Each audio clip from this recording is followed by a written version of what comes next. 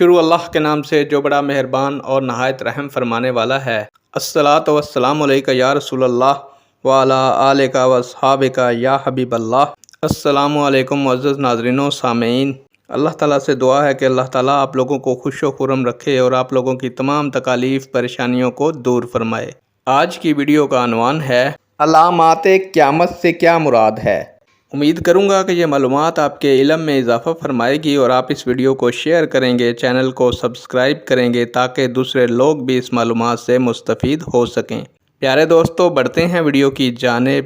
پیارے دوستو، علامات قیامت سے مراد قیامت کی نشانیاں ہیں جن کا ظہور قیامت سے قبل ہوگا۔ مثلاً امام مہدی کا ظہور، حضرت عیسیٰ علیہ السلام کا آسمان سے اترنا، یاجوج ماجوج کا نکلنا اور اللہ کے غضب سے ہلاک ہو جانا، سورج کا مغرب سے نکلنا، آگ کا ظاہر ہونا، یہ سب علامات قیامت ہیں۔